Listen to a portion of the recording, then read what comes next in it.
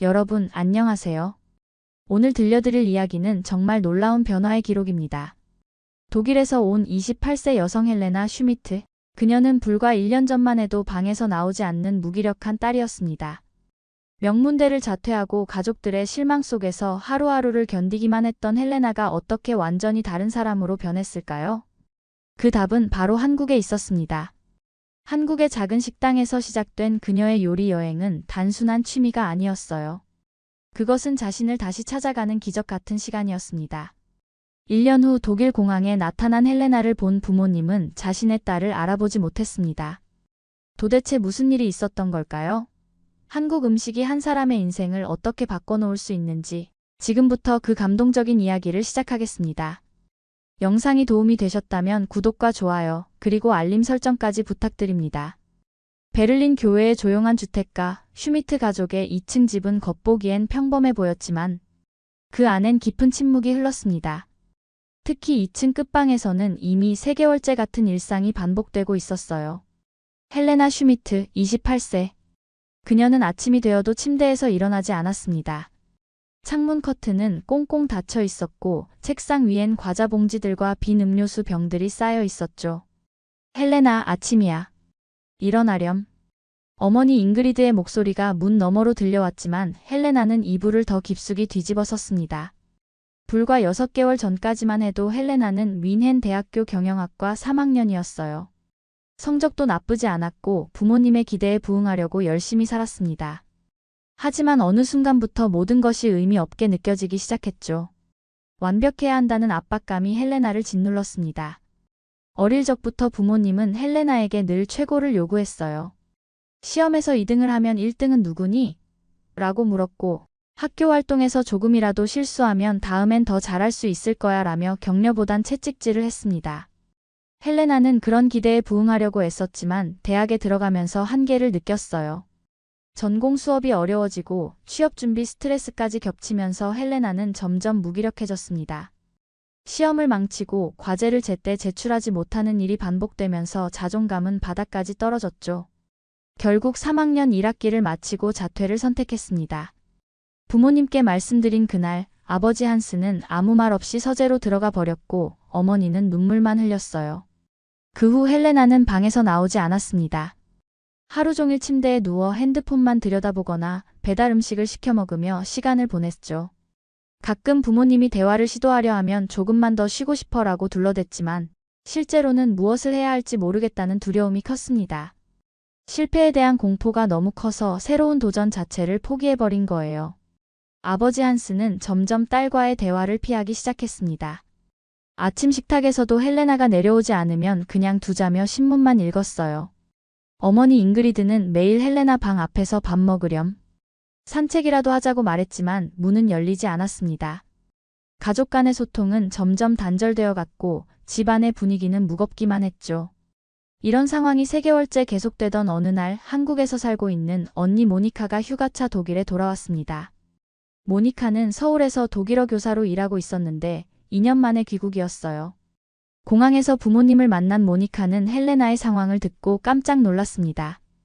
헬레나가 그렇게 된 지 벌써 3개월이나 됐다고?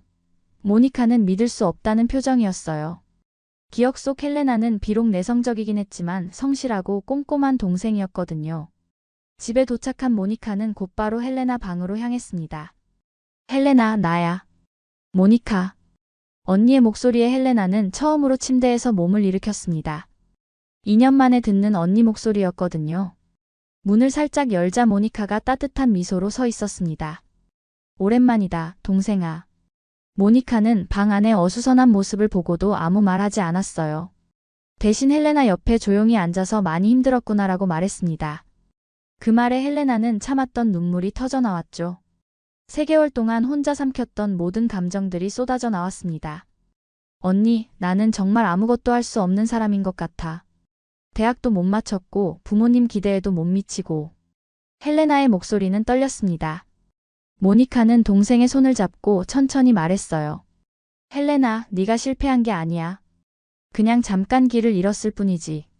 모니카는 자신의 한국 생활 이야기를 들려주기 시작했습니다. 나도 처음 한국에 갔을 때 정말 막막했어. 언어도 안 통하고 문화도 다르고 매일 울었거든. 하지만 그곳에서 새로운 나를 발견했어. 전혀 다른 환경에서 살아보니까 내가 누구인지 더 잘 알게 됐지. 혹시 잠깐이라도 다른 곳에 가보면 어떨까? 모니카의 제안에 헬레나는 고개를 저었습니다. 나는 독일어밖에 못해. 영어도 잘 못하는데 다른 나라에서 뭘 할 수 있겠어? 하지만 모니카는 포기하지 않았어요. 언어는 문제가 아니야. 내가 있잖아. 한 달 정도만 한국에 와보는 거야. 정 안 되면 바로 돌아오면 되고. 모니카는 헬레나의 손을 더 꽉 잡았습니다. 도망이라도 좋아. 지금 여기서 계속 이럴 수는 없잖아. 며칠 동안 헬레나는 고민했습니다. 새로운 곳에 간다는 것 자체가 두려웠지만 지금 상황이 더 견디기 힘들었어요. 부모님의 실망스러운 눈빛을 매일 마주하는 것보다는 차라리 멀리 떠나는 게 나을 것 같았습니다. 마침내 헬레나는 결심했어요. 한 달만. 정말 한 달만 가볼게. 부모님은 처음엔 반대했지만 3개월째 방에서 나오지 않는 딸을 보며 결국 허락했습니다. 아버지 한스는 조심해서 다녀와라고 짧게 말했고 어머니 잉그리드는 무리하지 말고 힘들면 언제든 돌아와라며 딸을 끌어안았어요. 출국 전날 밤 헬레나는 창문을 열고 오랜만에 밖을 내다봤습니다. 베를린의 밤하늘은 여전히 아름다웠지만 그녀에겐 더 이상 위로가 되지 않았어요. 한국에서 뭘 할 수 있을까? 불안한 마음이 들었지만 동시에 작은 기대감도 있었습니다. 적어도 지금보다는 나을 거라는 희망 말이에요. 공항에서 모니카와 함께 비행기에 오르는 헬레나의 마음은 복잡했습니다. 설렘보다는 두려움이 컸지만 변화에 대한 갈망만큼은 확실했어요. 비행기가 이륙하면서 창밖으로 점점 작아지는 독일 땅을 바라보며 헬레나는 속으로 다짐했습니다. 이번만큼은 달라져야 해. 인천공항에 내린 헬레나는 모든 것이 낯설었습니다. 간판의 한글, 사람들의 말소리, 심지어 공기 냄새까지도 독일과 달랐어요. 모니카는 능숙하게 지하철표를 끊으며 서울까지 1시간 정도 걸려라고 말했지만 헬레나에겐 모든 게 신기하면서도 두려웠습니다. 지하철 안에서 헬레나는 주변 사람들을 조심스럽게 관찰했어요. 한국 사람들은 대부분 조용했고 핸드폰을 보거나 잠을 자고 있었습니다. 가끔 들리는 한국어는 음악처럼 들렸지만 전혀 이해할 수 없어서 더욱 막막했죠. 긴장하지 마. 한국 사람들은 정말 친절해. 모니카가 독일어로 위로했지만 헬레나의 불안감은 쉽게 가라앉지 않았습니다.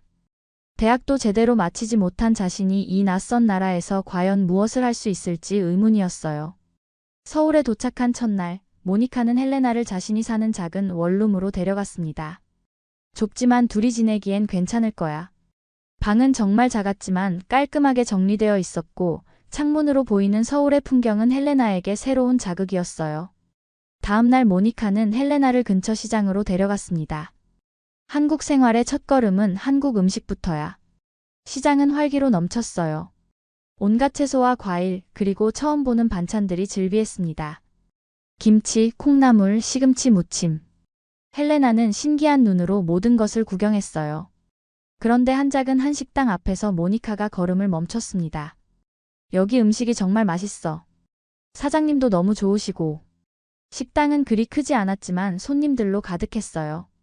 주방에서는 중년 여성이 바쁘게 요리를 하고 있었고 홀에서는 남성이 손님들을 응대하고 있었습니다. 어서 와, 모니카야. 이분이 독일에서 온 동생이구나. 사장 아주머니가 따뜻하게 인사했습니다. 헬레나는 어색하게 고개를 숙여 인사했어요. 안녕하세요 라고 어렵게 한국말로 말했는데 발음이 어색해서 얼굴이 빨개졌습니다. 아이고, 한국말도 할 줄 아네? 앉아, 맛있는 거 해줄게. 사장 아주머니 김순자는 헬레나의 어색한 한국말에도 환하게 웃으며 자리를 안내했습니다. 곧 상에는 따뜻한 된장찌개와 갓 지은 흰 쌀밥, 그리고 여러 가지 반찬들이 올라왔어요. 헬레나가 첫 숟가락을 떠서 입에 넣는 순간 눈물이 핑 돌았습니다. 된장찌개의 구수하고 따뜻한 맛이 입안에 퍼지면서 이상하게 마음이 편안해졌어요. 이거 정말 맛있어요. 헬레나는 서툰 한국말로 말했지만 진심이 전해졌는지 김순자는 더욱 밝게 웃었습니다. 우리 헬레나가 한국 음식을 좋아하는구나. 많이 먹어. 김순자는 헬레나의 밥그릇에 밥을 더 퍼주었어요. 그 순간 헬레나는 3개월 만에 처음으로 진짜 배고픔을 느꼈습니다. 독일에서는 과자나 인스턴트 음식으로만 허기를 달랬는데 이렇게 정성스럽게 만든 따뜻한 음식을 먹는 게 얼마나 오랜만인지 몰랐어요. 식사를 마치고 나오는 길에 김순자가 모니카에게 뭔가 말했습니다. 모니카는 고개를 끄덕이더니 헬레나에게 말했어요. 사장님이 시간 있으면 가끔 여기 와서 도움을 줄 수 있겠냐고 하시네. 아르바이트 같은 거 말이야. 헬레나는 깜짝 놀랐습니다. 나를? 하지만 한국말도 잘 못하는데. 모니카는 웃으며 말했어요. 사장님이 너를 마음에 들어 하시나 봐. 어떻게 할래? 그날 밤 헬레나는 긴 시간 고민했습니다. 식당에서 일한다는 것은 생각해 본 적 없었거든요. 하지만 김순자의 따뜻한 미소와 그 맛있던 된장찌개 맛이 계속 생각났습니다. 무엇보다 오랜만에 누군가가 자신을 필요로 한다는 느낌이 들었어요. 다음날 오전 헬레나는 떨리는 마음으로 식당 문을 열었습니다. 김순자는 벌써 주방에서 재료를 손질하고 있었어요. 왔구나, 헬레나야. 오늘부터 우리 식당 막내야. 따뜻한 인사에 헬레나는 조금 안심했지만 여전히 긴장된 건 어쩔 수 없었습니다. 먼저 앞치마부터 매자. 김순자가 건네준 앞치마를 매면서 헬레나는 자신이 주방에 서게 될 줄 몰랐다고 생각했어요. 독일에서는 라면도 제대로 끓여본 적 없었거든요. 걱정하지 마. 천천히 배우면 돼. 첫 번째 일은 채소 손질이었습니다.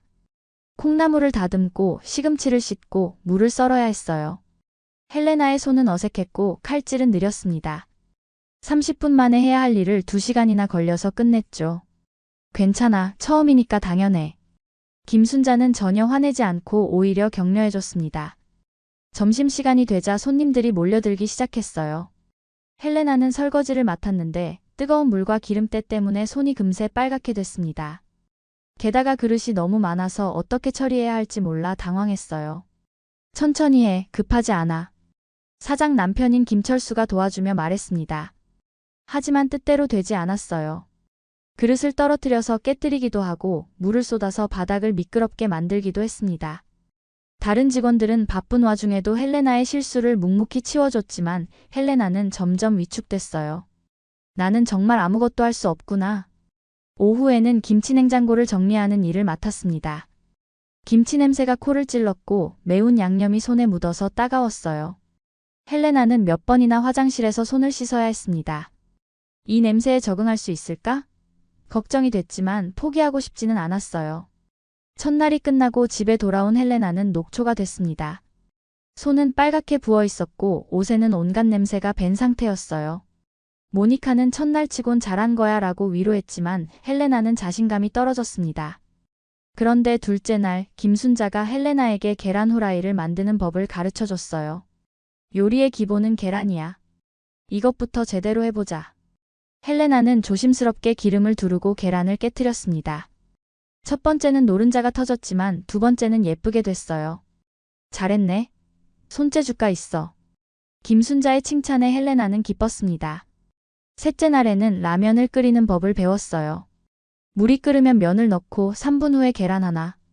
파는 마지막에 넣는 거야. 간단해 보였지만 면이 퍼지지 않게 하고 적당한 간을 맞추는 게 생각보다 어려웠습니다. 하지만 세 번째 시도에서 드디어 맛있는 라면을 완성했어요. 우와, 정말 맛있어. 김철수가 헬레나가 끓인 라면을 먹고 엄지를 치켜 세웠습니다. 헬레나는 오랜만에 성취감을 맛봤어요. 작은 일이었지만 누군가가 자신이 만든 음식을 맛있게 먹는 모습을 보니까 이상하게 뿌듯했습니다. 일주일이 지나자 헬레나는 서서히 주방 일에 적응하기 시작했어요.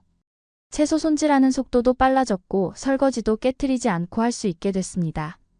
무엇보다 김치 냄새에도 익숙해졌죠. 이제 제법 주방 사람 같네. 김순자의 말에 헬레나는 웃을 수 있었습니다.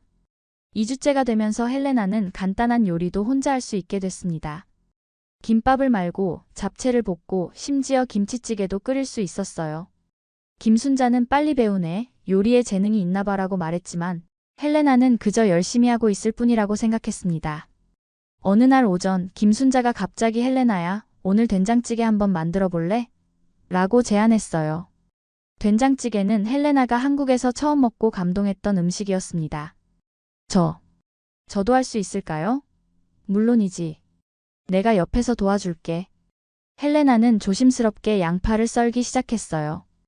김순자가 가르쳐준 대로 양파를 먼저 볶고 된장을 풀고 물을 넣었습니다. 그런데 이상했어요. 김순자가 시키는 대로만 했는데 헬레나는 자꾸 뭔가 더 넣고 싶었습니다. 마늘을 조금 더 넣어도 될까요? 버섯도 넣으면 어떨까요? 김순자는 신기한 표정으로 헬레나를 바라봤어요. 내 마음대로 해봐. 요리는 감각이 중요해. 헬레나는 자신감을 얻어서 여러 재료를 조금씩 더 넣었습니다. 마늘, 대파, 버섯, 그리고 마지막에 참기름 몇 방울까지. 완성된 된장찌개를 맛본 김순자는 깜짝 놀랐어요. 이게 정말 내가 처음 만든 거야? 내가 30년 동안 끓인 된장찌개보다 더 맛있는데? 헬레나도 자신이 만든 찌개를 맛보고 놀랐습니다. 정말 맛있었거든요. 구수하면서도 깊은 맛이 났어요. 그날 점심 손님들이 된장찌개를 먹고 오늘 찌개가 특히 맛있네라고 말하는 것을 듣고 헬레나는 가슴이 뛰었습니다. 자신이 만든 음식을 사람들이 맛있게 먹는다는 게 이렇게 기분 좋은 일인지 처음 알았어요. 그 후로 헬레나는 더욱 요리에 빠져들었습니다. 퇴근 후에도 모니카에게 한국 요리책을 사달라고 부탁했고 유튜브로 요리 영상을 보며 공부했어요. 한국어를 전혀 몰랐지만 요리하는 모습을 보는 것만으로도 많은 걸 배울 수 있었습니다. 3주째가 되던 어느 날 김순자가 흥미로운 소식을 가져왔어요. 헬레나야, 다음 주에 우리 구에서 외국인 대상 한식 요리 대회가 있대. 나가볼 생각 없어? 헬레나는 깜짝 놀랐습니다. 저 같은 초보가 대회에 나가도 되나요? 초보라니 벌써 3주나 됐는데. 게다가 너는 정말 감각이 있어. 한번 도전해보자. 김순자의 격려에 헬레나는 고민이 됐어요. 실패할까봐 두려웠지만 동시에 도전해보고 싶은 마음도 있었습니다. 모니카는 해보자. 떨어져도 경험이 되잖아 라며 헬레나를 응원했어요. 결국 헬레나는 용기를 내서 요리대회에 참가하기로 결심했습니다. 대회 주제는 나만의 한식 만들기였어요. 헬레나는 며칠 동안 고민했습니다. 내가 가장 감동받았던 음식은 뭐였지? 그때 떠오른 게 첫날 먹었던 된장찌개였어요. 하지만 그냥 된장찌개로는 특별하지 않을 것 같았습니다. 독일 사람인 내가 만들 수 있는 특별한 된장찌개는 뭘까? 그러던 중 헬레나는 독일 전통 수프인 구라시를 떠올렸어요. 구라시의 진한 맛과 된장찌개의 구수함을 결합하면 어떨까? 헬레나는 김순자에게 아이디어를 말해봤습니다. 된장찌개에 소고기를 더 많이 넣고 파프리카와 양파를 듬뿍 넣어서 독일식으로 만들어 보고 싶어요. 김순자는 재미있겠네. 한번 만들어봐라고 격려해줬어요. 헬레나는 연습을 시작했습니다. 실패도 많았어요. 처음엔 독일 향신료를 너무 많이 넣어서 한식 맛이 사라졌고 두 번째는 된장을 너무 적게 넣어서 밍밍했습니다. 하지만 포기하지 않고 계속 시도했어요. 요리대회 당일 헬레나는 떨리는 마음으로 요리 재료들을 준비했습니다. 참가자는 총 15명이었는데 대부분 한국에서 몇 년간 살았던 외국인들이었어요. 헬레나처럼 갓 한 달 된 초보자는 없었습니다. 괜찮을까? 헬레나는 불안했지만 김순자와 모니카가 응원석에서 격려해주는 모습을 보고 힘을 냈어요. 그냥 최선을 다해보자. 요리 시간은 2시간이었습니다. 헬레나는 연습했던 대로 차근차근 진행했어요. 소고기를 먼저 볶고 양파와 파프리카를 넣어서 달큰한 맛을 냈습니다. 그 다음 된장을 풀고 물을 넣어서 끓였죠. 마지막에 대파와 두부를 넣고 마무리했어요. 다른 참가자들은 복잡한 요리를 만들고 있었어요.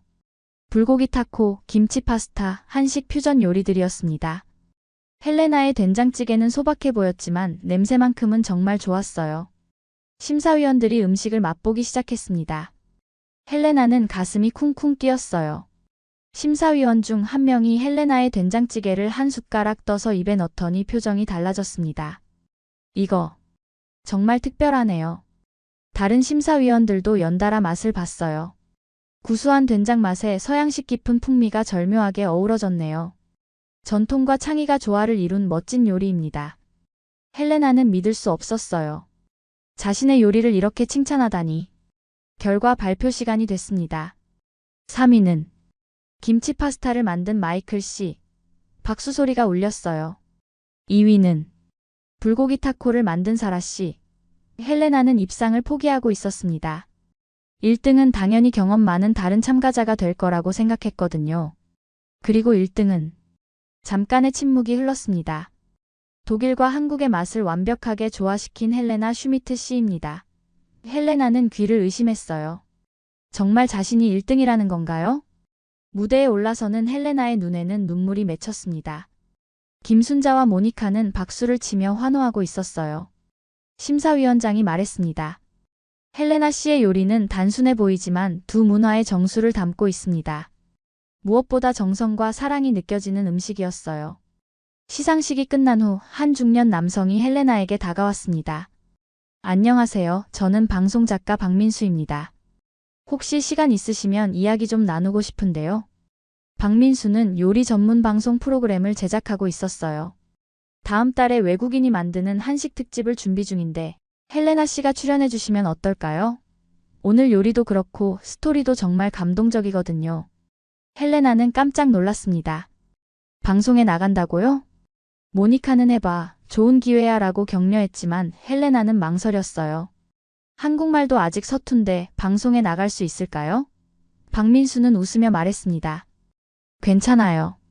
자막도 나가고 통역도 도와드릴게요. 무엇보다 진정성이 중요하거든요. 며칠 고민 끝에 헬레나는 방송 출연을 결정했어요. 1등을 한 것도 기적 같은데 방송까지 나간다니 꿈만 같았습니다. 독일에서 방에만 틀어박혀 있던 자신이 한국에서 이런 일을 겪게 될 줄 누가 알았을까요? 그날 밤 헬레나는 부모님께 영상통화를 걸었어요. 하지만 요리대회 이야기는 하지 않았습니다. 직접 만나서 보여드리고 싶어라는 마음 때문이었어요. 어머니는 얼굴이 많이 밝아졌구나라고 말했고 아버지도 건강해 보여서 다행이다라고 했습니다. 방송 촬영 날 헬레나는 긴장과 설렘으로 잠을 이루지 못했습니다. 촬영장은 생각보다 크고 화려했어요. 여러 대의 카메라와 조명, 그리고 프로셰프들이 사용하는 최신 주방 시설들이 갖춰져 있었습니다. 긴장하지 마세요. 평소대로 요리하시면 돼요. 박민수 작가가 헬레나를 안심시켰지만 카메라 앞에 서니 다리가 떨렸어요. 하지만 요리를 시작하자 헬레나는 자연스러워졌습니다. 요리할 때만큼은 자신감이 있었거든요. 헬레나는 자신만의 독일식 된장찌개와 함께 새로 배운 오이소박이도 만들었어요. 오이소박이는 김순자가 특별히 가르쳐준 음식이었습니다. 독일 사람이 만드는 오이소박이라니 정말 신기하네요. 진행자가 신기해했어요. 촬영 중간에 인터뷰 시간이 있었습니다. 헬레나 씨는 어떻게 한국 요리를 배우게 되셨나요? 헬레나는 서툰 한국말로 천천히 대답했어요. 저는 독일에서 많이 힘들었어요. 하지만 한국 와서 요리 배우고 새로운 저를 찾았어요. 요리가 헬레나 씨에게 어떤 의미인가요? 요리는 저를 다시 살게 해줬어요. 사람들이 제가 만든 음식 먹고 기뻐하면 저도 정말 행복해요. 헬레나의 눈에는 진실한 감정이 담겨 있었습니다. 방송이 나간 후 반응은 뜨거웠어요. 시청자들은 헬레나의 진솔한 모습에 감동했습니다. 정말 감동적이에요. 저도 요리 배우고 싶어졌어요. 독일에서 온 분인데. 한국 요리를 정말 잘하시네요. 같은 댓글들이 쏟아졌죠. 방송 후 헬레나의 일상도 바뀌었어요. 식당에 손님들이 더 많이 오기 시작했고 방송에 나온 헬레나가 만든 음식 먹고 싶다는 사람들도 있었습니다. 김순자는 우리 헬레나 덕분에 식당이 유명해졌네라며 기뻐했어요. 더 놀라운 일도 있었습니다. 한국어 실력이 급속도로 늘었어요. 처음엔 안녕하세요, 감사합니다만 알았는데 이제는 손님들과 간단한 대화도 할 수 있었습니다. 오늘 뭐가 맛있어요? 이거 어떻게 만들어요? 같은 질문에 대답할 수 있었거든요. 한국에 온 지 6개월이 지나면서 헬레나는 완전히 다른 사람이 됐습니다. 아침에 일찍 일어나는 것도 자연스러웠고 매일 새로운 요리에 도전하는 게 즐거웠어요. 체중도 건강하게 빠져서 몸이 가벼워졌고 무엇보다 자신감이 생겼습니다. 모니카는 정말 놀라워. 6개월 전 헬레나와 완전히 다른 사람 같아라고 말했어요. 헬레나도 그걸 느꼈습니다. 거울을 봐도 눈빛이 달라졌고 웃는 일도 많아졌어요. 매일 새로운 도전을 하는 자신이 신기했습니다. 하지만 한 가지 아쉬운 점이 있었어요. 부모님께 자신의 변화를 직접 보여드리고 싶었거든요. 영상통화로는 진짜 모습을 다 보여드릴 수 없을 것 같았습니다. 1년이 되면 독일에 돌아가서 직접 보여드려야지. 헬레나는 그렇게 결심했어요. 한국에 온 지 1년이 되던 날 헬레나는 인천공항에 서 있었습니다. 하지만 이번엔 떠나는 게 아니라 잠시 독일에 다녀오는 거였어요. 김순자와 김철수 부부는 공항까지 배웅을 나왔습니다. 2주 뒤에 꼭 돌아와. 여긴 이제 너의 두 번째 집이야. 네, 꼭 돌아올게요. 정말 고마웠어요. 헬레나는 1년 전과는 완전히 다른 모습이었어요. 당당한 자세, 밝은 표정, 그리고 무엇보다 자신감 넘치는 눈빛이었습니다. 한국어도 이제 거의 자연스럽게 구사할 수 있었죠.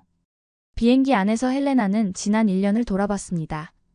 첫 된장찌개의 감동, 서툰 칼질로 시작한 주방생활, 요리대회 1등, 방송 출연까지. 꿈만 같은 일들이었어요. 무엇보다 자신이 이렇게 변할 수 있다는 걸 믿을 수 없었습니다. 독일 공항에 도착했을 때 부모님이 기다리고 있었어요. 하지만 헬레나를 바로 알아보지 못했습니다. 1년 전에 헬레나는 어깨가 구부정하고 시선을 피하는 모습이었는데 지금의 헬레나는 키도 커 보이고 당당했거든요. 실례합니다. 혹시 헬레나를 기다리시는 분들인가요?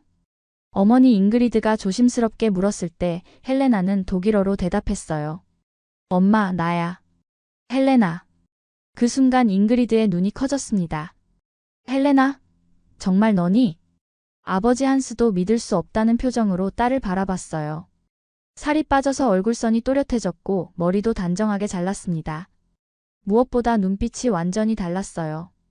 1년 전의 무기력한 모습은 온데간데 없고 생기 넘치는 젊은 여성이 서 있었습니다. 엄마, 아빠. 보고 싶었어요.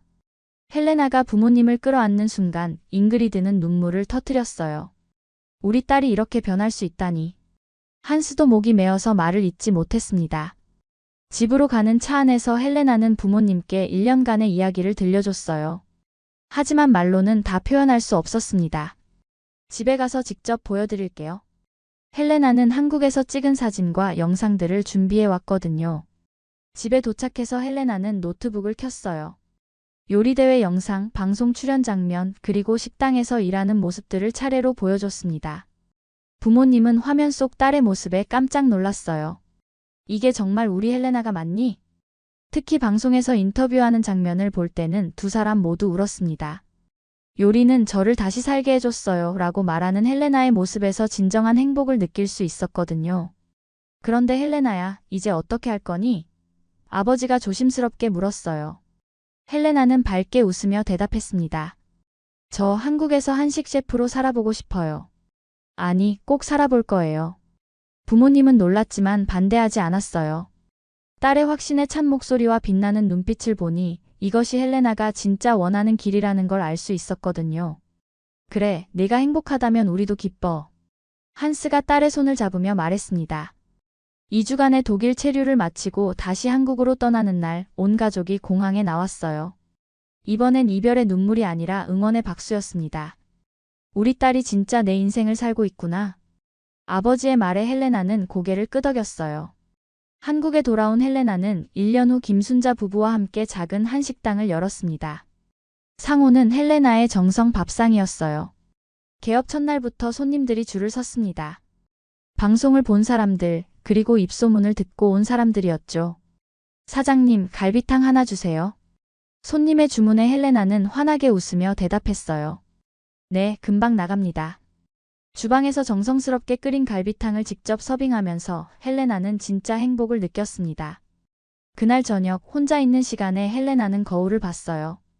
1년 전 독일에서 무기력하게 침대에 누워있던 자신과 지금의 자신.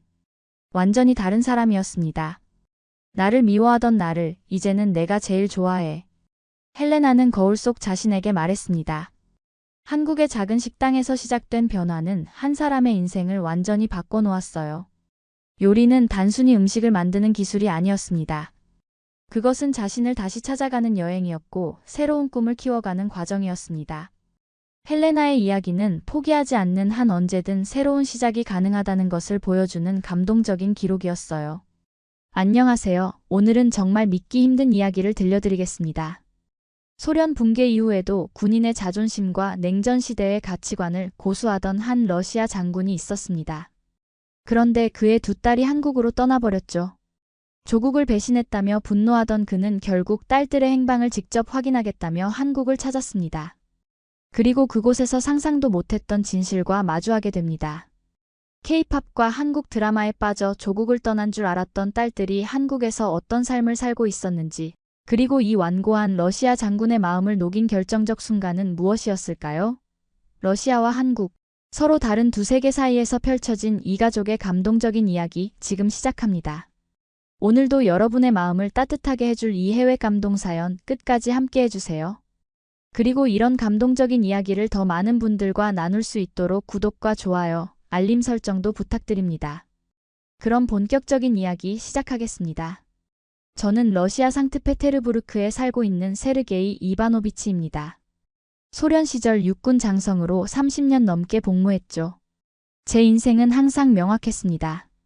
조국을 위해 살고 필요하다면 죽을 준비가 되어 있었습니다. 그게 제가 알던 세상의 전부였어요. 제 두 딸 나타샤와 올가도 그런 가치관 속에서 자랐죠. 두 딸은 어릴 때부터 뛰어난 재능을 보였습니다.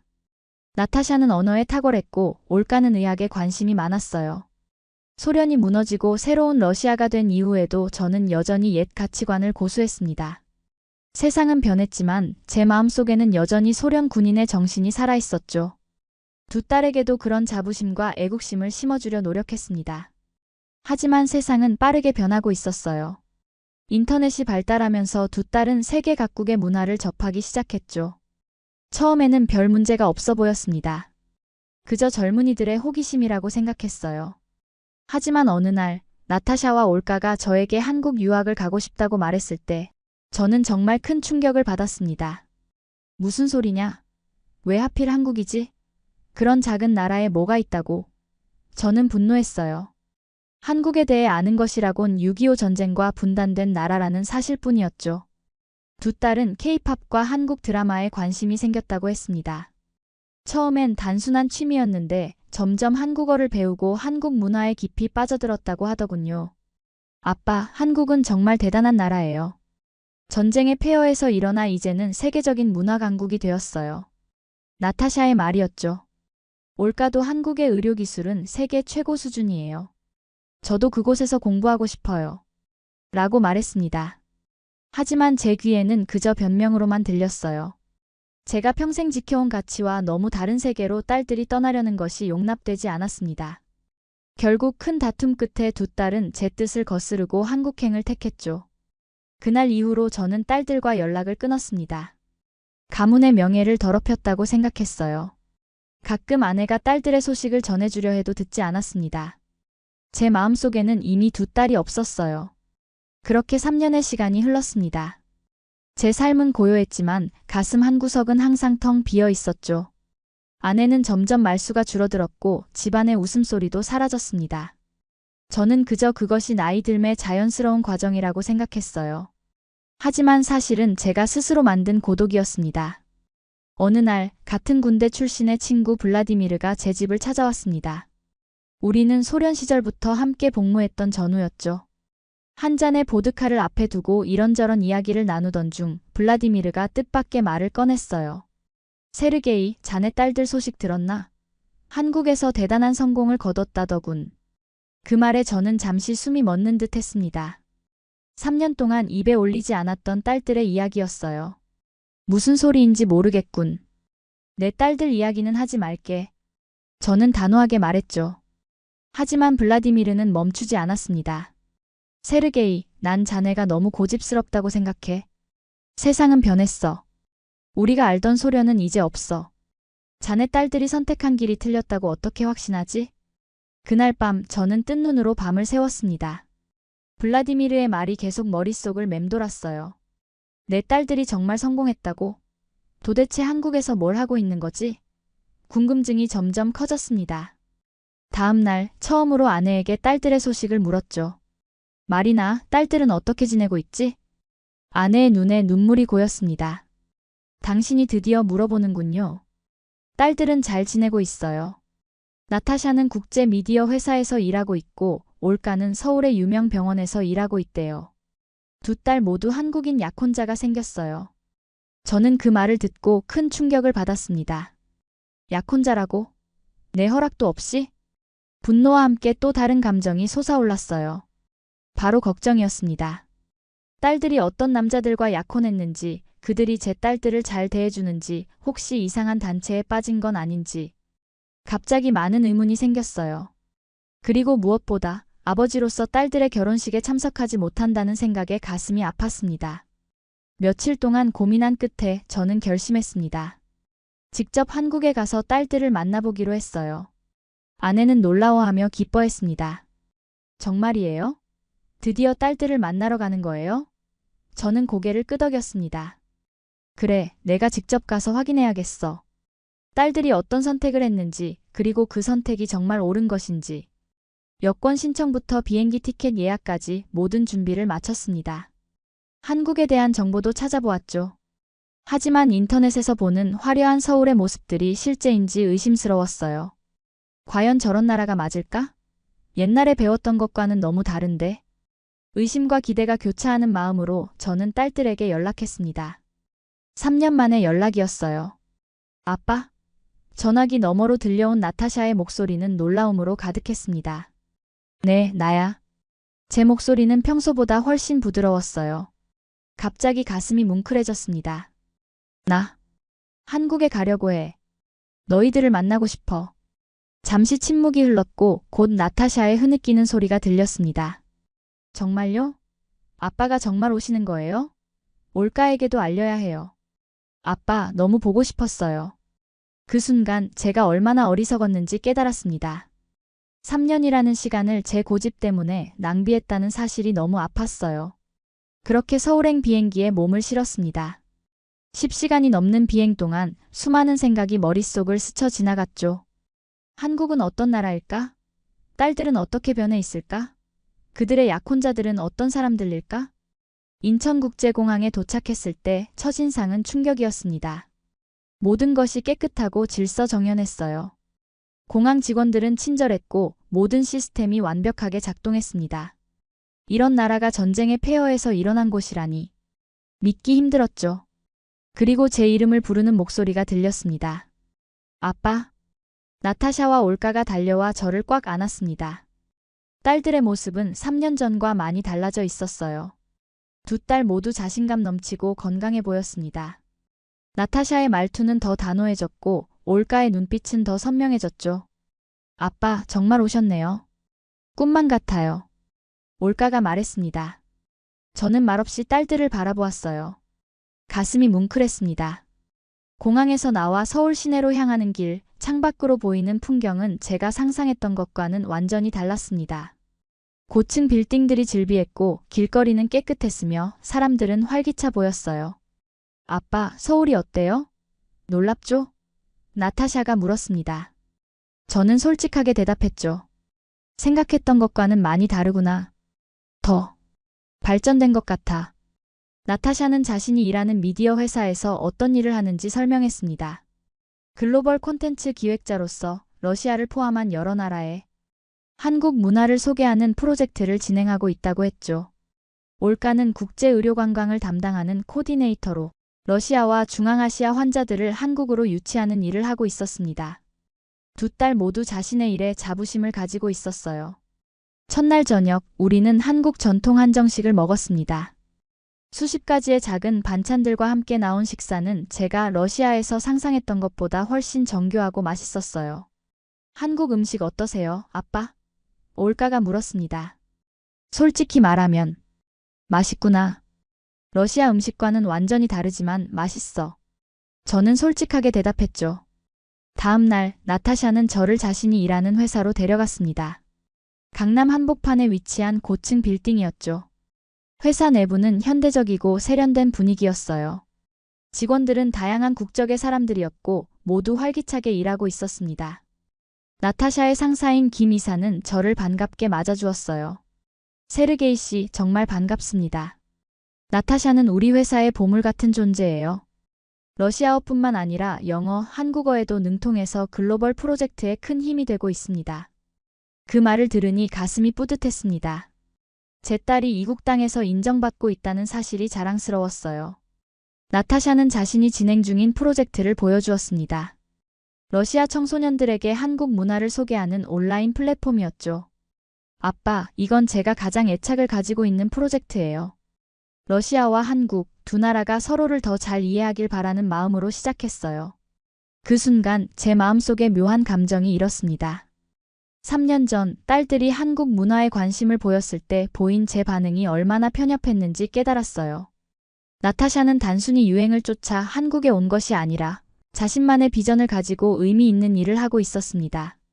점심시간 나타샤의 회사 동료들과 함께 식사를 했습니다.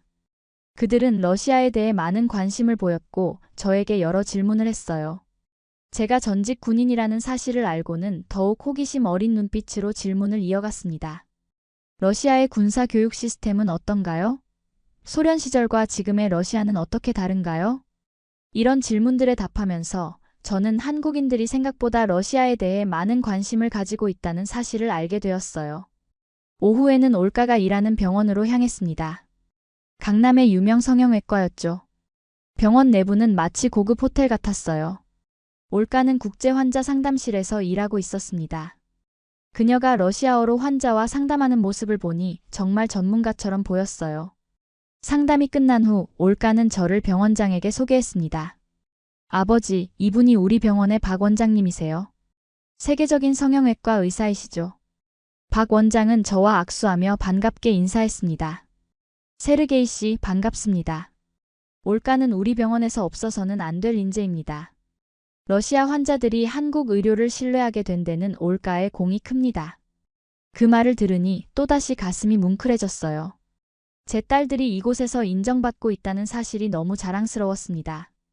병원 투어를 하면서 저는 한국의 의료기술이 얼마나 발전했는지 직접 보았습니다. 최첨단 장비들과 숙련된 의료진들. 이런 환경에서 일하는 올가가 부러웠어요. 아빠, 어떠세요? 제가 왜 한국에 오고 싶었는지 조금은 이해되시나요? 올가가 물었습니다. 저는 솔직하게 대답했습니다. 그래, 이제 조금은 이해가 되는구나. 사흘째 되는 날 드디어 딸들의 약혼자들을 만나게 되었습니다. 나타샤의 약혼자 미노는 전직 특수부대 출신으로 현재는 보안회사를 운영하고 있었어요. 올가의 약혼자 준영은 성형외과 전문의로 올가가 일하는 병원의 의사였습니다. 두 사람 모두 예의 바르고 진중한 인상이었어요. 민호가 먼저 자신을 소개했습니다. 장인어른, 처음 뵙겠습니다. 저는 김민호라고 합니다. 나타샤와는 3년 전 러시아어 학원에서 만났습니다. 제가 러시아어를 배우고 있었거든요. 그의 러시아어 발음은 서툴렀지만 노력하는 모습이 보기 좋았습니다. 군 복무 시절 저는 러시아 특수부대와 합동훈련을 한 적이 있습니다. 그때부터 러시아에 관심이 생겼죠. 그 말에 저는 흥미를 느꼈습니다. 자네가 특수부대 출신이라고? 어느 부대였지? 민호는 자신이 근무했던 부대와 임무에 대해 설명했습니다. 그의 이야기를 들으며 저는 한국군의 수준이 생각보다 높다는 것을 알게 되었어요. 특히 장비와 훈련 시스템이 인상적이었습니다. 준영도 자신을 소개했습니다. 장인어른, 저는 이준영입니다. 올가를 처음 만났을 때 그녀의 의학 지식과 환자를 대하는 태도에 깊은 인상을 받았습니다. 준영은 자신의 전공인 성형외과에 대해 열정적으로 이야기했어요. 한국의 성형기술은 세계 최고 수준입니다. 특히 미세수술 분야에서는 독보적이죠. 저녁 식사를 하면서 우리는 다양한 주제로 대화를 나눴습니다. 민호와는 군사 전략과 국제 정세에 대해, 준영과는 의학과 과학기술에 대해 이야기했어요.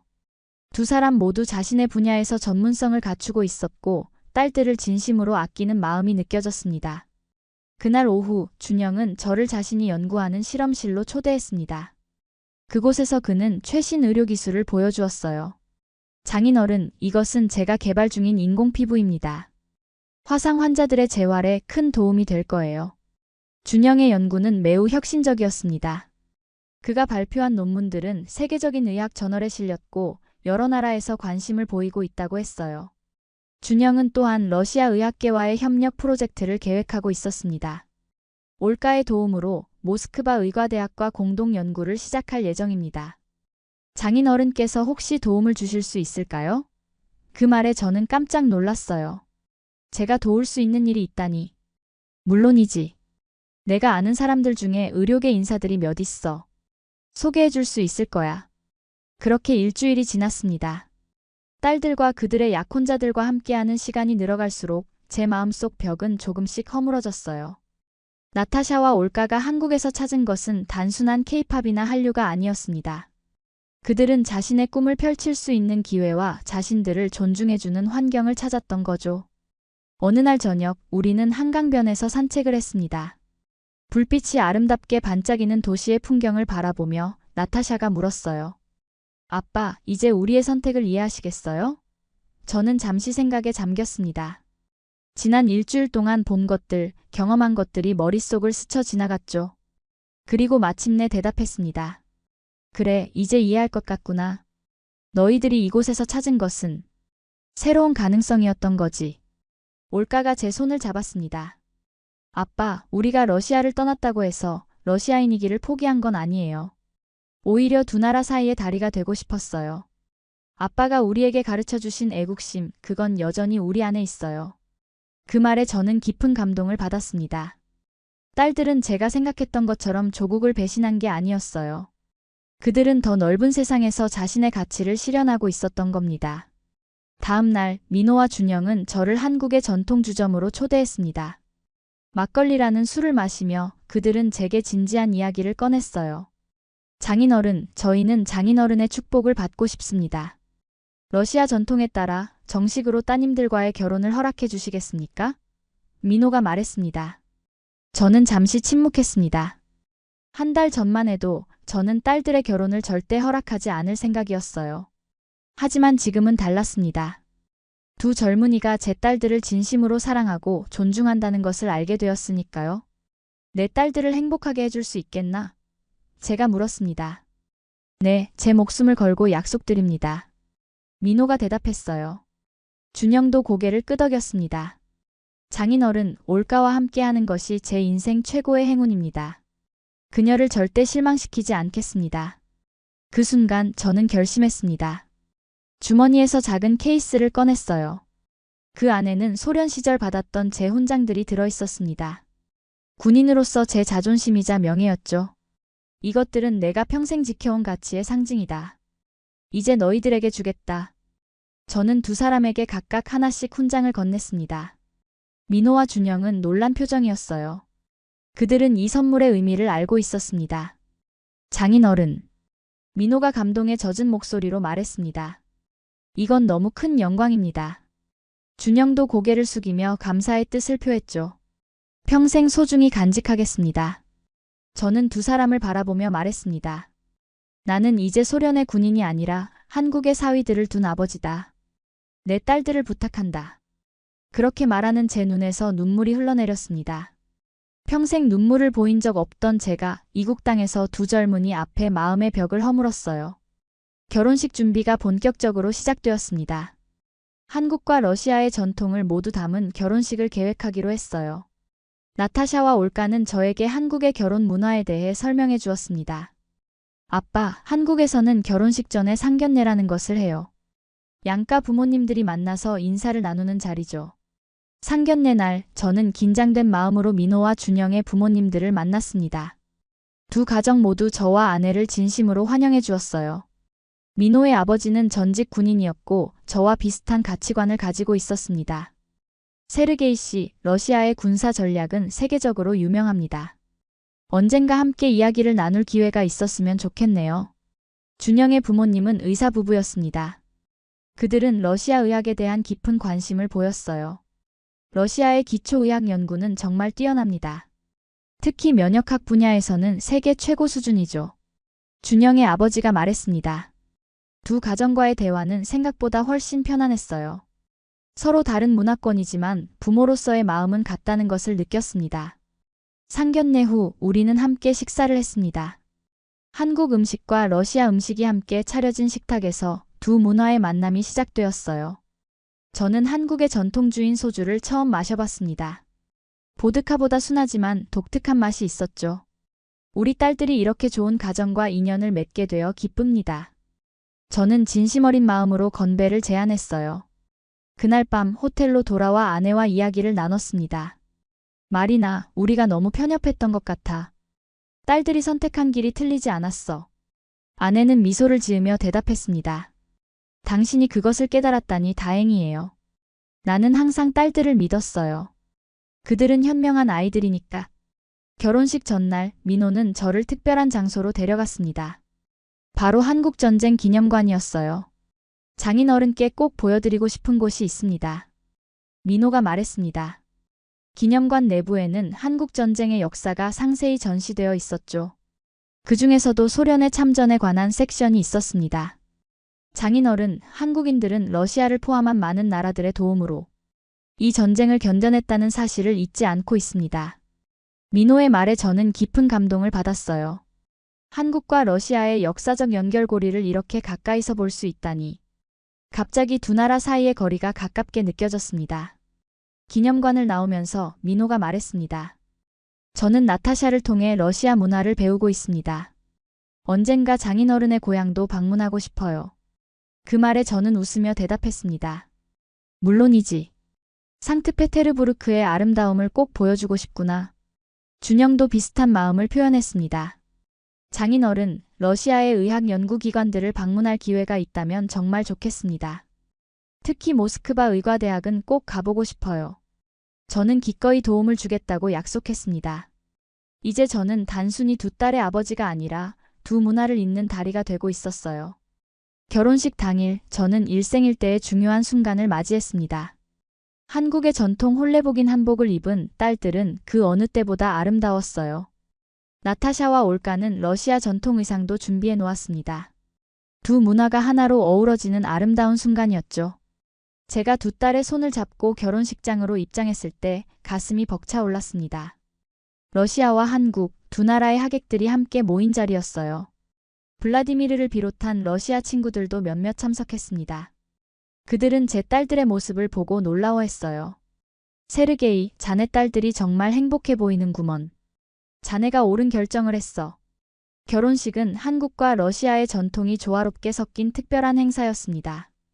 러시아 전통 춤과 한국의 사물놀이 공연이 이어졌고 두 나라의 음식이 함께 제공되었어요. 축하 연설 순서가 되었을 때 저는 떨리는 마음으로 단상에 올랐습니다. 오늘 제 두 딸이 새로운 가정을 이루는 것을 지켜보게 되어 너무 기쁩니다. 저는 러시아어로 말하기 시작했고 통역사가 한국어로 번역했어요. 3년 전 딸들이 한국행을 선택했을 때 저는 그것을 이해하지 못했습니다. 하지만 이제 알게 되었어요. 그들은 더 넓은 세상을 보고 싶었던 거였습니다.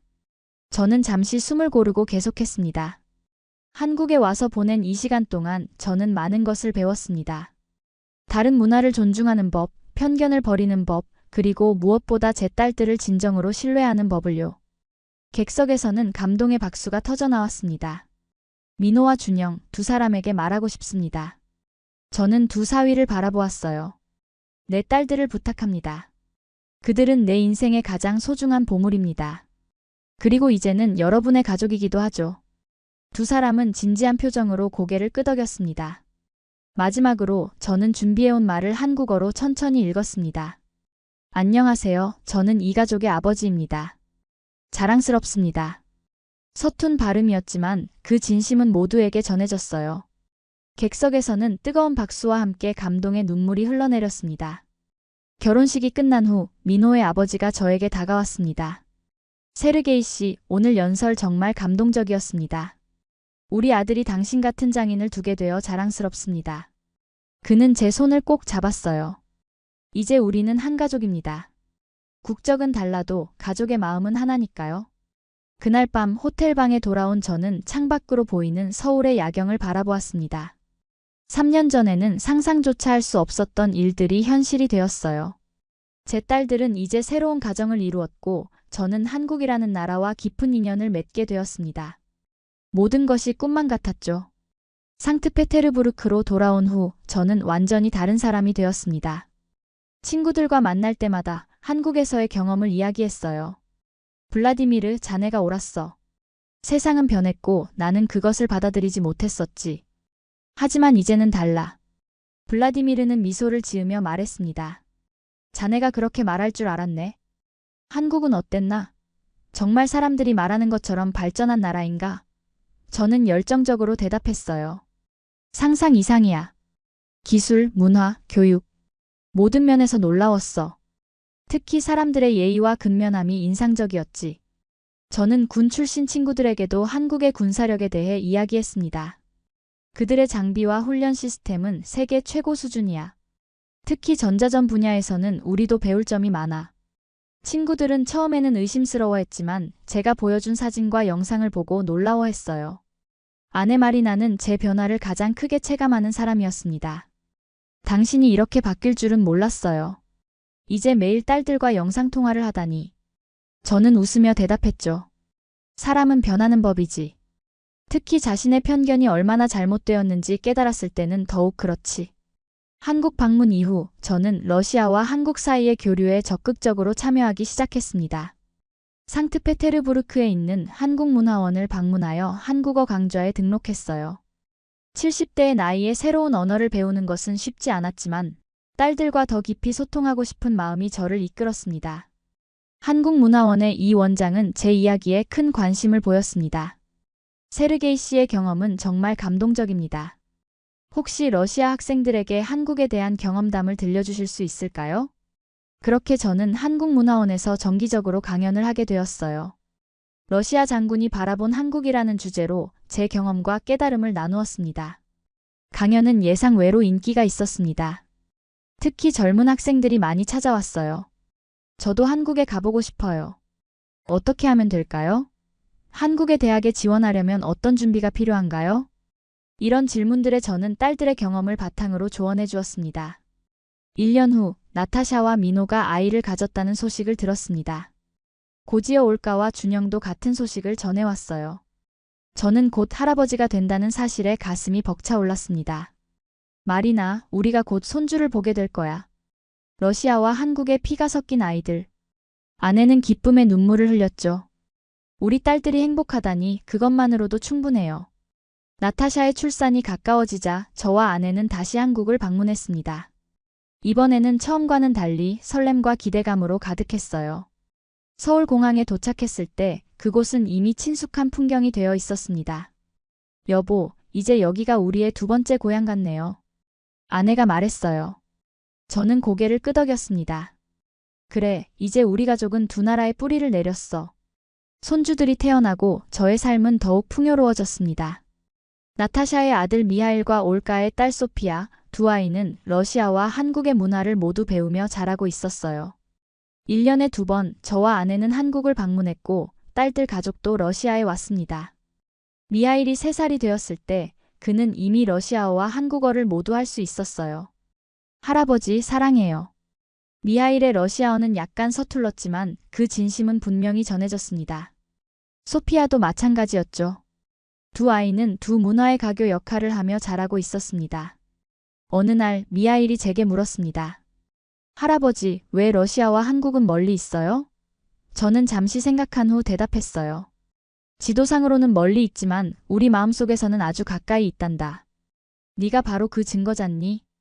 아이는 해맑게 웃으며 고개를 끄덕였습니다. 세월이 흐르면서 저는 점점 더 많은 시간을 한국에서 보내게 되었습니다. 한국의 경로 문화가 저를 편안하게 했어요. 나이 든 사람을 존중하는 태도, 그것은 러시아의 전통과도 닮아 있었습니다. 민호의 부모님과 저는 자주 만나 이야기를 나눴죠. 세르게이 씨, 우리 손주들이 두 문화를 모두 이해하며 자라는 모습이 정말 자랑스럽습니다. 준영의 부모님도 마찬가지였습니다. 의사부부였던 그들은 저와 아내에게 한국의 전통의학을 소개해 주었어요. 한국의 한의학과 러시아의 현대의학을 접목하면 더 좋은 치료법이 나올 수 있을 거예요. 이런 대화들이 저에게 새로운 시각을 열어주었습니다. 74세 생일을 맞이한 날, 딸들과 사위들은 특별한 선물을 준비했습니다. 바로 러시아와 한국의 역사적 관계를 담은 책이었어요. 아빠, 이 책은 두 나라의 역사학자들이 공동으로 집필했어요. 아빠의 이야기도 한 챕터를 차지하고 있죠. 나타샤가 말했습니다.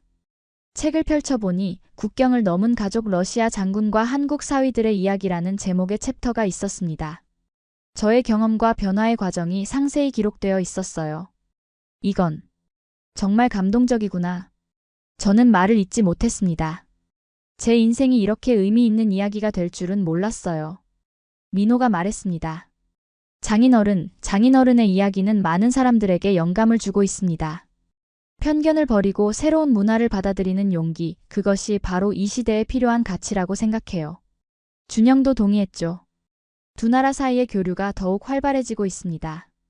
장인어른의 경험이 그 토대가 되었다고 해도 과언이 아니에요. 이제 저는 압니다. 진정한 애국심이란 자신의 나라만을 사랑하는 것이 아니라 다른 문화와 나라도 존중하고 이해하는 것이라는 사실을요. 제 딸들이 한국에서 사람답게 살아가고 있다면 그것이야말로 제가 바랐던 진정한 승리입니다. 오늘도 저는 서울과 상트페테르부르크를 오가며 살고 있습니다.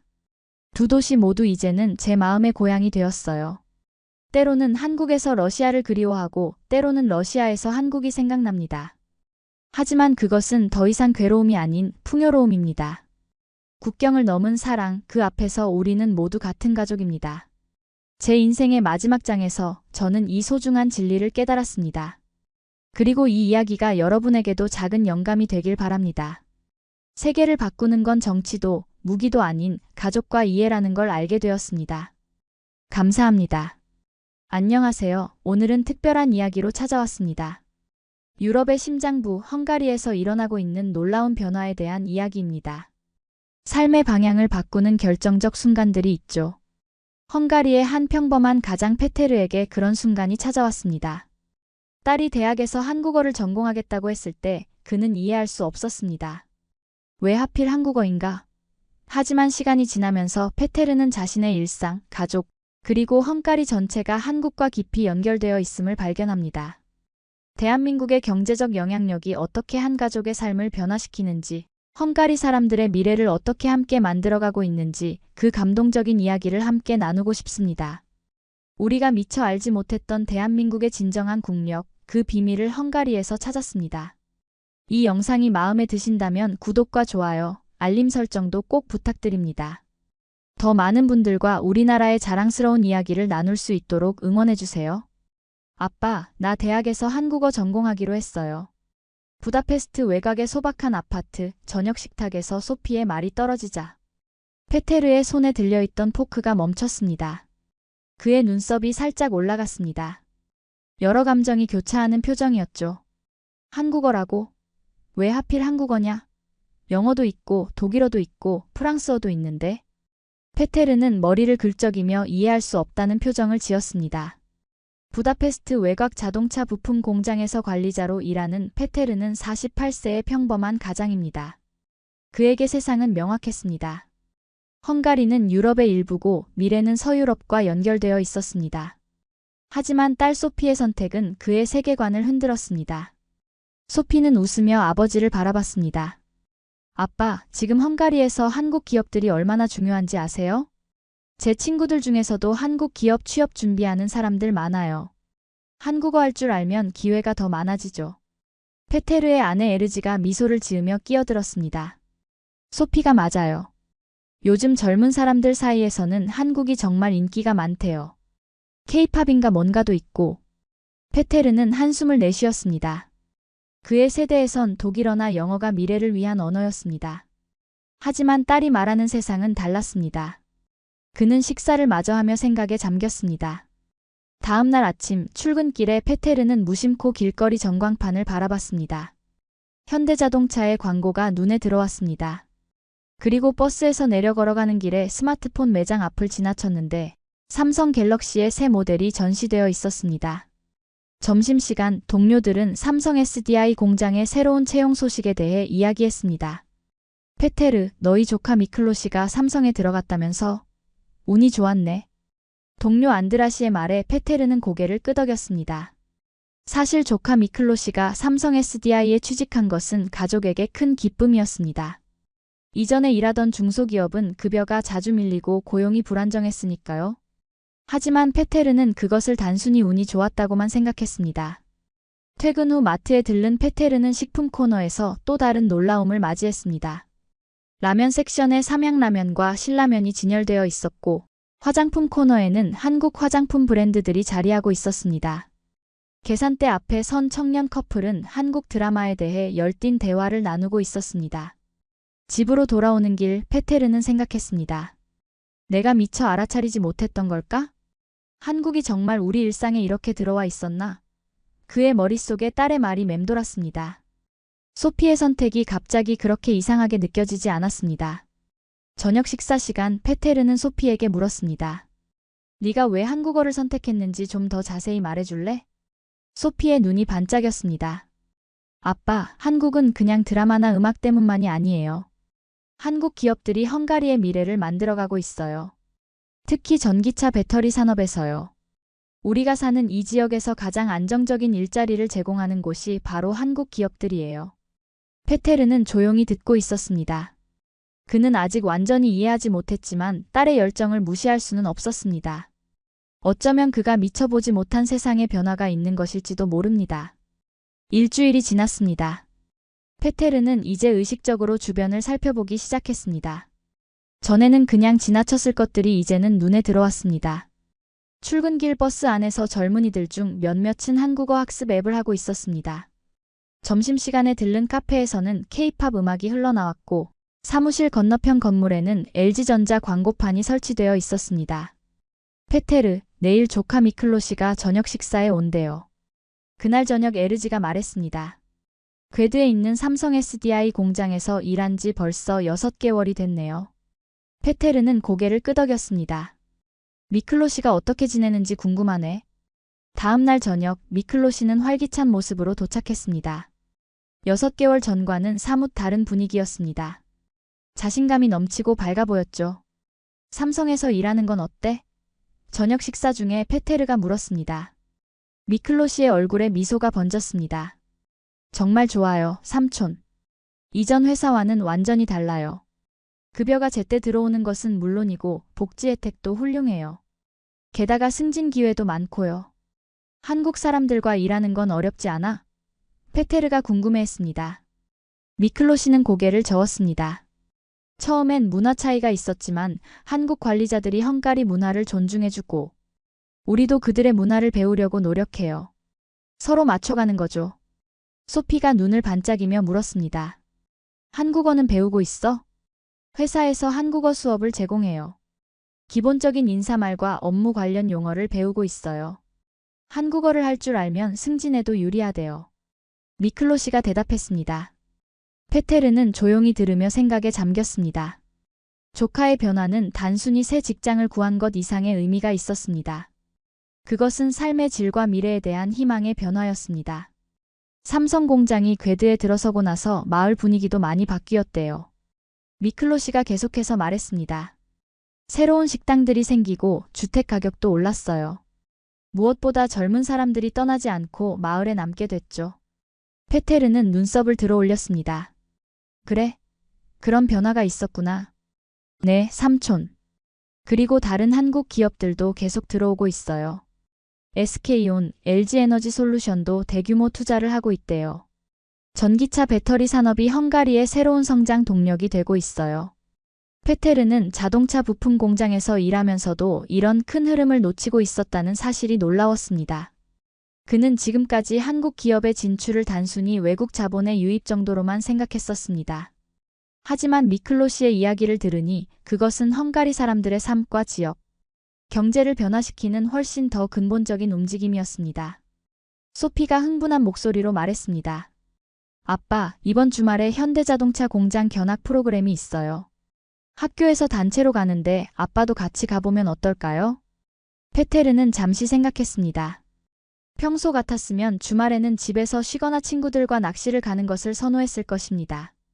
하지만 이번에는 호기심이 생겼습니다. 그래, 한번 가보자. 페테르가 대답했습니다. 소피의 얼굴에 기쁨이 번졌습니다. 정말요? 아빠가 와주시면 정말 좋을 것 같아요. 그날 밤 페테르는 침대에 누워 생각했습니다. 한국 기업들이 헝가리에 진출한 것은 알고 있었지만 그것이 사람들의 삶에 이렇게 깊은 영향을 미치고 있다는 사실은 미처 깨닫지 못했습니다. 소피의 선택이 단순한 젊은이들의 유행이 아니라 실질적인 미래를 위한 준비였다면? 그는 점점 더 궁금해졌습니다. 주말이 되었습니다. 페테르와 소피는 현대자동차 공장 견학을 위해 아침 일찍 출발했습니다. 페테르는 평소 주말에는 늦잠을 자는 편이었지만 오늘은 다른 날이었습니다. 그는 호기심으로 가득 차 있었습니다. 버스에서 내려 공장 정문 앞에 도착했을 때 페테르는 그 규모에 놀랐습니다. 현대자동차 공장은 그가 상상했던 것보다 훨씬 컸습니다. 깨끗하고 정돈된 모습이었습니다. 대단하네.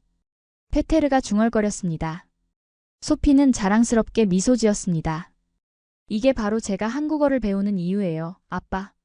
견학은 공장 내부 투어로 시작되었습니다. 안내원은 현대자동차가 헝가리에 어떻게 진출했고 지역 경제에 어떤 영향을 미치고 있는지 설명했습니다. 페테르는 특히 헝가리 부품 업체들과의 협력 체계에 관심이 갔습니다. 그가 일하는 공장도 간접적으로 현대자동차와 연결되어 있을 수도 있겠다는 생각이 들었습니다. 우리 공장에서 생산되는 부품 중 일부가 이곳으로 올 수도 있겠네. 페테르가 소피에게 말했습니다. 투어 중에 한 헝가리 직원이 한국어로 안내를 시작했습니다. 페테르는 놀라움을 감추지 못했습니다. 그 직원은 유창한 한국어로 설명했고 한국인 방문객들이 감탄하며 듣고 있었습니다. 저분은 우리 학교 선배예요. 소피가 속삭였습니다.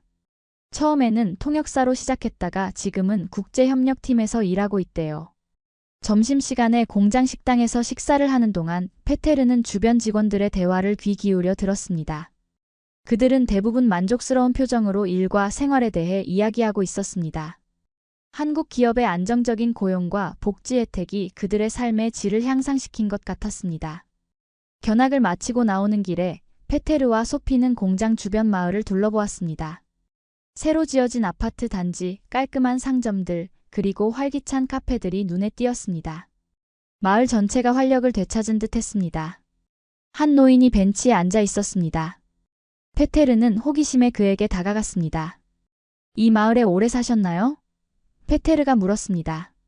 노인은 미소를 지었습니다. 50년 넘게 살았지요. 이 마을이 이렇게 활기찬 적은 없었어요. 현대차가 오기 전에는 젊은이들이 모두 떠나고 있었어요. 하지만 지금은 돌아오고 있지요. 돌아오는 길에 페테르는 생각에 잠겼습니다. 그가 본 것은 단순한 외국 기업의 공장이 아니었습니다. 그것은 지역사회를 변화시키는 촉매제였습니다. 현대자동차가 가져온 것은 일자리만이 아니었습니다. 그것은 희망이었습니다. 집에 돌아온 후 페테르는 미클로시에게 전화를 걸었습니다. 그는 조카의 경험에 대해 더 알고 싶었습니다. 미클로시, 삼성에서 일하기 전과 후에 가장 큰 변화가 뭐야? 페테르가 물었습니다. 미클로시의 목소리가 밝게 들렸습니다. 미래에 대한 불안감이 사라졌어요, 삼촌. 이전에는 항상 다음 달 월급이 제때 들어올지 회사가 문을 닫지는 않을지 걱정했어요. 지금은 안정적인 수입으로 결혼도 생각할 수 있게 됐죠. 페테르는 그 말이 마음에 와닿았습니다. 젊은 세대에게 안정적인 미래는 얼마나 중요한 것인지 그는 잘 알고 있었습니다. 자신의 청년 시절, 체제 전환 이후의 혼란 속에서 느꼈던 불안감을 기억했습니다. 한국 회사의 문화는 어떤지 더 이야기해 줄래? 페테르가 궁금해했습니다. 처음에는 적응하기 힘들었어요. 한국식 업무 방식이 헝가리와는 조금 달랐으니까요. 하지만 시간이 지나면서 서로 배우게 되었어요. 지금은 한국의 효율성과 헝가리의 창의성이 잘 조화를 이루고 있다고 생각해요. 다음 주 화요일, 페테르는 자신의 직장 동료들과 점심을 먹으며 주말에 있었던 현대자동차 공장 견학에 대해 이야기했습니다. 처음에 동료들은 그가 주말에 공장 견학을 갔다는 사실에 놀랐습니다. 페테르가 평소에는 주말을 매우 소중히 여기는 사람이었기 때문입니다. 정말 인상적이었어. 그들의 생산 시스템, 품질 관리, 그리고 지역 사회와의 연계가 놀라웠어. 페테르가 열정적으로 설명했습니다. 안드라시가 고개를 끄덕였습니다. 사실 우리 공장에서 생산하는 부품 중 일부가 현대와 기아차로 납품되고 있대. 간접적으로 우리도 그 공급망의 일부인 셈이지. 이 말에 페테르는 놀랐습니다. 그는 관리자임에도 불구하고 이런 중요한 정보를 모르고 있었습니다. 그의 표정을 본 안드라시가 웃으며 말했습니다. 너 정말 몰랐어? 우리 회사 매출의 약 30%가 한국 자동차 회사들과 연관되어 있다고. 페테르는 생각에 잠겼습니다. 그의 일자리, 그의 생계가 이미 한국 기업들과 깊이 연결되어 있었던 것입니다. 그리고 그는 그것을 인식하지 못하고 있었습니다. 그날 저녁, 페테르는 소피에게 이 사실을 이야기했습니다. 소피는 놀라지 않았습니다. 아빠, 그게 바로 제가 말하려던 거예요. 한국 기업들은 이미 우리 경제의 중요한 부분이 되었어요. 단순히 몇 개의 공장을 세운 게 아니라 전체 산업 생태계를 만들어가고 있는 거죠. 페테르는 점점 더 호기심이 커졌습니다. 그는 소피에게 한국 기업들이 헝가리에 어떤 영향을 미치고 있는지 더 알고 싶다고 했습니다. 아빠, 이번 주말에 제 대학에서 한국 기업 취업 박람회가 있어요. 같이 가보실래요? 소피가 제안했습니다. 페테르는 망설임 없이 동의했습니다. 그의 호기심은 이제 열정으로 바뀌고 있었습니다.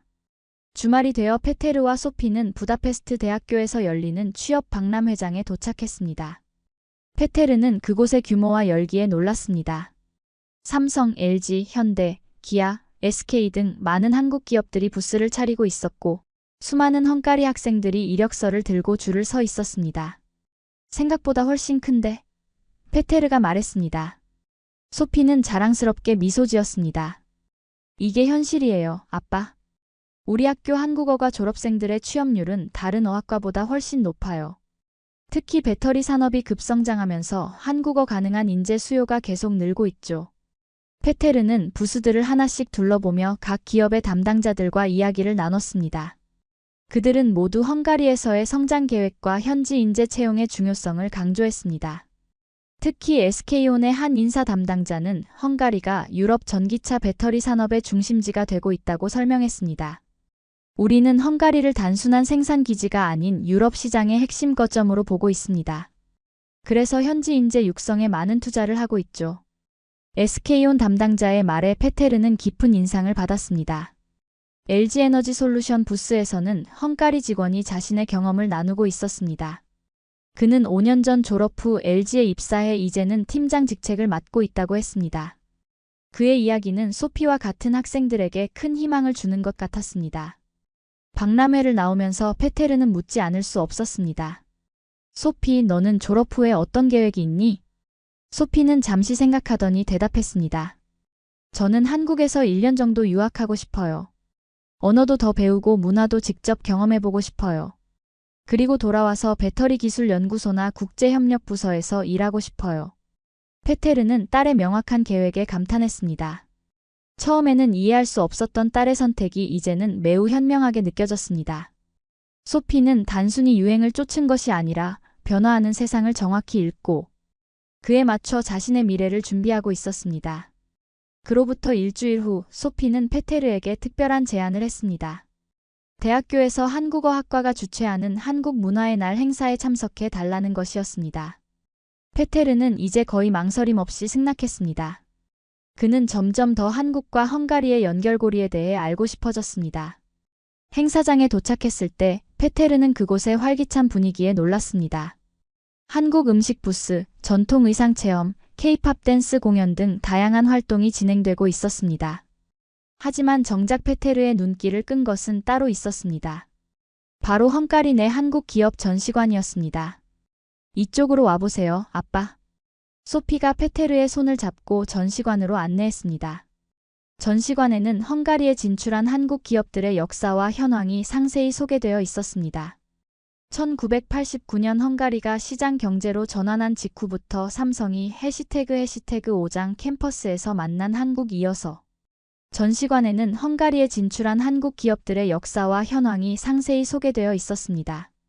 1989년 헝가리가 시장 경제로 전환한 직후부터 삼성이 진출하기 시작했고 이후 LG, 현대, 기아 등이 차례로 헝가리에 투자했다는 내용이었습니다. 특히 2010년대 후반부터 전기차 배터리 산업의 급성장과 함께 삼성 SDI, SK온, LG에너지솔루션 등의 대규모 투자가 이어졌다는 점이 강조되어 있었습니다. 아빠, 이거 보세요. 소피가 한 그래프를 가리켰습니다. 현재 헝가리에 대한 아시아 국가 중 최대 투자국이 한국이래요. 2023년 기준으로 한국의 누적 투자액이 100억 유로를 넘었대요. 페테르는 놀라움을 감추지 못했습니다. 그는 한국이 헝가리에 상당한 투자를 하고 있다는 것은 알았지만 그 규모가 이렇게 큰 줄은 몰랐습니다. 그리고 여기 보세요. 소피가 다른 패널을 가리켰습니다. 현재 헝가리 내 한국 기업에서 일하는 헝가리 사람이 약 3만 명이래요. 그리고 간접적으로 연결된 일자리까지 합치면 10만 개가 넘는데요. 페테르는 숫자에 압도되었습니다. 헝가리 인구가 약 1천만 명인 것을 감안하면 이는 상당히 큰 비중이었습니다. 전시장을 돌아보던 중 페테르는 한 학생 그룹과 마주쳤습니다. 그들은 한국어로 대화를 나누고 있었습니다. 소피가 그들에게 다가가 헝가리어로 인사했고 곧 페테르에게 그들을 소개했습니다. 아빠, 이분들은 우리 학과 선배들이에요. 모두 한국에서 유학 경험이 있으시고 토픽 한국어 능력 시험 고급 자격증을 가지고 계세요. 페테르는 그들과 이야기를 나누며 그들의 경험에 대해 물었습니다. 한 남학생은 서울대학교에서 1년간 교환학생으로 공부했다고 했고 다른 여학생은 삼성 글로벌 인턴십 프로그램에 참여했다고 했습니다. 그들은 모두 한국에서의 경험이 자신의 커리어에 큰 도움이 되었다고 입을 모았습니다. 제가 처음에는 한국어를 배우는 게 취업에만 도움이 될 거라고 생각했어요. 한 여학생이 말했습니다. 하지만 실제로 한국에 가보니 그것은 단순한 언어 이상이었어요. 한국의 기업 문화, 혁신 방식, 그리고 사회적 가치관까지 배우게 되었죠. 이런 경험은 헝가리에서 일할 때도 큰 자산이 되고 있어요. 페테르는 깊은 인상을 받았습니다. 그는 평소 젊은 세대가 쉽게 유행을 따른다고 생각했지만 그들의 선택 뒤에는 깊은 고민과 실용적인 계산이 있었습니다. 그들은 변화하는 세계 경제의 흐름을 읽고 그에 맞춰 자신을 준비하고 있었습니다. 행사의 마지막 순서는 한국 기업 인사 담당자들과의 패널 토론이었습니다. 삼성 SDI, LG에너지솔루션, SK온의 인사 담당자들이 무대에 올라 헝가리 학생들에게 조언을 나누었습니다. 우리가 헝가리 인재들에게서 가장 높이 평가하는 것은 기술적 역량과 함께 문화적 적응력입니다. 삼성 SDI의 인사 담당자가 말했습니다. 한국과 헝가리는 문화적으로 다르지만 서로를 이해하고 존중할 때 가장 큰 시너지가 발생합니다. LG에너지솔루션의 담당자는 헝가리가 유럽 전기차 배터리 산업의 핵심 거점이 되고 있다고 강조했습니다. 현재 헝가리는 유럽에서 생산되는 전기차 배터리의 약 30%를 담당하고 있습니다. 그리고 이 비중은 앞으로 더 높아질 것입니다. 우리는 장기적인 관점에서 헝가리에 투자하고 있으며 그만큼 현지 인재 육성도 중요하게 생각합니다. 페테르는 이 말에 깊은 인상을 받았습니다. 한국 기업들은 단순히 값싼 노동력을 찾아 헝가리에 온 것이 아니었습니다. 그들은 장기적인 파트너십을 구축하고 함께 성장하기 위해 왔던 것입니다. 행사가 끝나고 집으로 돌아가는 길에 페테르는 소피에게 물었습니다. 너희 학과에 학생들이 많니? 소피가 웃으며 대답했습니다. 네, 5년 전만 해도 소수였는데 지금은 입학 경쟁률이 가장 높은 과 중 하나가 되었어요. 모두들 미래를 내다보고 있는 거죠. 페테르는 고개를 끄덕였습니다. 그는 이제 딸의 선택을 완전히 이해했습니다. 그리고 조금은 자랑스러웠습니다. 페테르의 호기심은 날이 갈수록 커졌습니다. 그는 이제 단순한 개인적 관심을 넘어 국가적 차원에서 한국과 헝가리의 관계가 어떻게 발전하고 있는지 알고 싶어졌습니다. 퇴근 후 컴퓨터 앞에 앉은 페테르는 헝가리 정부 웹사이트와 통계청 자료를 찾아보기 시작했습니다. 먼저 그의 눈에 들어온 것은 헝가리 외교통상부의 보고서였습니다. 보고서에 따르면 한국은 현재 헝가리의 가장 중요한 아시아 투자국이자 전체 외국인 직접 투자 FDI 순위에서도 상위권에 자리하고 있었습니다.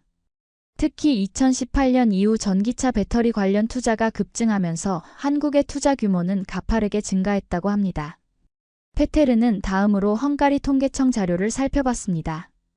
2023년 기준 헝가리 수출액의 상당 부분이 한국 기업들과 직간접적으로 연관되어 있다는 사실을 발견했습니다. 특히 삼성 SDI 궤드 공장은 유럽 최대 배터리 공장 중 하나로 헝가리 수출액에서 상당한 비중을 차지하고 있었습니다. 흥미롭군.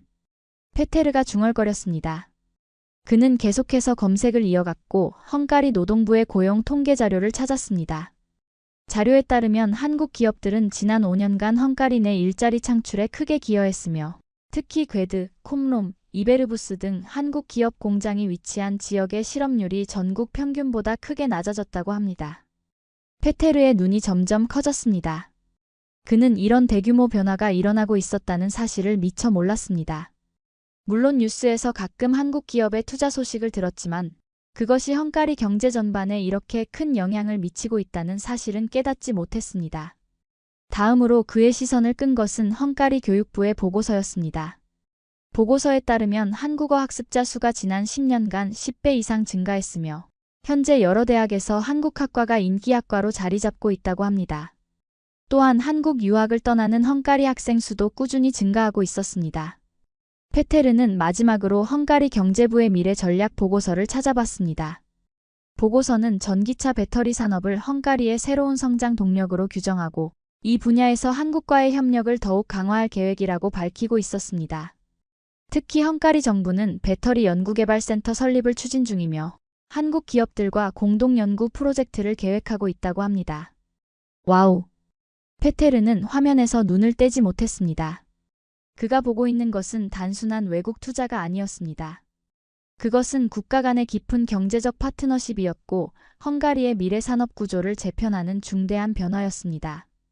페테르는 에르지에게 자신이 발견한 정보들을 흥분된 목소리로 이야기했습니다. 에르지는 미소를 지으며 그를 바라봤습니다. 당신이 이렇게 열정적인 모습은 오랜만에 보네요. 에르지가 말했습니다. 페테르는 잠시 생각에 잠겼습니다. 그는 정말 오랜만에 이렇게 무언가에 깊이 빠져들었습니다. 체제 전환 이후 헝가리의 경제적 어려움과 불확실성 속에서 그는 단순히 하루하루를 살아가는 데 집중해왔습니다. 하지만 지금 그는 자신의 나라가 새로운 방향으로 나아가고 있음을 느꼈고 그 과정에서 한국이 중요한 역할을 하고 있다는 사실에 흥미를 느꼈습니다. 소피가 정말 현명한 선택을 했구나. 페테르가 말했습니다. 에르지는 고개를 끄덕였습니다. 우리 딸은 항상 앞을 내다보는 능력이 있었어요. 그날 밤 페테르는 이전과는 다른 시각으로 세상을 바라보게 되었습니다. 그는 자신이 얼마나 좁은 시야로 세상을 바라보고 있었는지 깨달았습니다. 그리고 이제 그 시야가 넓어지고 있었습니다. 페테르는 다음날 아침 평소보다 일찍 일어났습니다. 머릿속은 온통 어제 읽었던 자료들로 가득 차 있었습니다. 아침 식사 테이블에서 소피를 마주했을 때 그는 딸을 새로운 시선으로 바라봤습니다. 소피, 네가 한국어를 선택한 이유에 대해 더 자세히 말해줄래? 페테르가 물었습니다. 소피는 놀란 표정을 지었습니다. 아버지가 이렇게 진지하게 자신의 선택에 관심을 보인 적은 없었기 때문입니다. 글쎄요, 처음에는 케이팝과 한국 드라마 때문에 관심을 갖게 됐어요. 소피가 대답했습니다. 하지만 더 알아갈수록 한국이 단순한 문화적 매력을 넘어 경제적으로도 대단한 나라라는 걸 알게 됐죠. 특히 헝가리와 한국의 경제적 관계가 계속 강화되고 있다는 점이 중요했어요. 페테르는 고개를 끄덕였습니다. 그리고 그게 바로 내 미래와 직접적으로 연결되는 부분이구나. 맞아요, 아빠. 소피의 눈이 반짝였습니다. 저는 단순히 통역사나 번역가가 되고 싶은 게 아니에요. 저는 한국과 헝가리 사이의 비즈니스 연결고리가 되고 싶어요. 두 나라의 문화와 비즈니스 방식을 모두 이해하는 전문가가 되는 거죠. 페테르는 딸의 명확한 비전에 감탄했습니다. 소피는 단순히 유행을 쫓은 것이 아니라 세계의 변화를 정확히 읽고 그에 맞춰 자신의 미래를 설계하고 있었습니다. 그런데 아빠, 갑자기 왜 이런 질문을 하세요? 소피가 궁금해했습니다. 페테르는 미소를 지었습니다. 어제 정부 자료들을 찾아봤어. 한국이 헝가리에 얼마나 큰 영향을 미치고 있는지 알게 됐지. 그리고 그건 단순히 공장 몇 개를 세우는 차원이 아니라더라. 우리나라의 미래 산업 구조를 바꾸고 있는 거였어. 소피는 기쁜 표정으로 고개를 끄덕였습니다. 맞아요, 아빠. 한국은 단순히 드라마와 음악만 수출하는 게 아니에요. 그들은 기술, 혁신, 그리고 미래를 함께 만들어가는 파트너예요. 페테르는 잠시 생각에 잠겼습니다. 그는 자신이 얼마나 오래된 시각으로 세상을 바라보고 있었는지 깨달았습니다. 그에게 있어 외국 기업은 항상 값싼 노동력을 찾아왔다가 더 싼 곳을 찾으면 떠나는 존재였습니다. 하지만 한국 기업들은 달랐습니다. 그들은 장기적인 관점에서 헝가리에 투자하고 지역 사회와 함께 성장하기 위해 노력하고 있었습니다. 내가 틀렸구나. 페테르가 조용히 말했습니다. 한국에 대한 내 생각이 너무 편협했어. 그들은 단순히 또 다른 외국 투자자가 아니라 우리 헝가리 사람들의 삶과 미래를 함께 바꾸고 있는 파트너였어. 소피는 아버지의 손을 잡았습니다. 아빠, 저 이번 여름방학에 한국 유학 지원하려고 해요.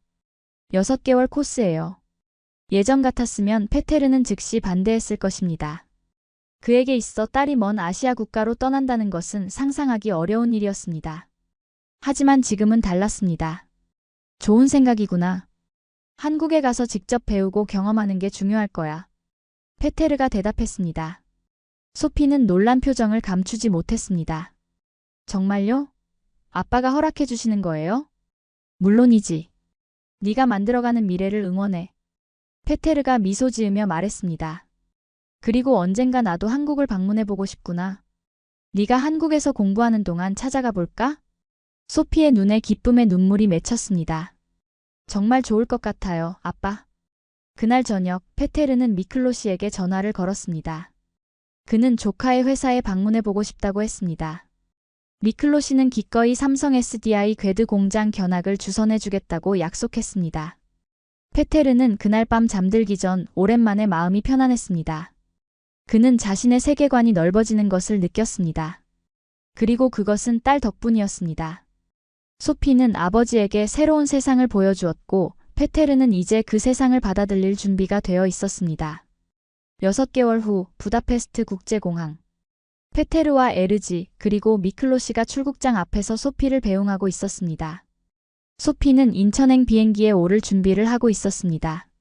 그녀의 얼굴에는 설렘과 긴장이 교차했습니다. 모든 준비는 다 됐니? 페테르가 물었습니다. 소피는 고개를 끄덕였습니다.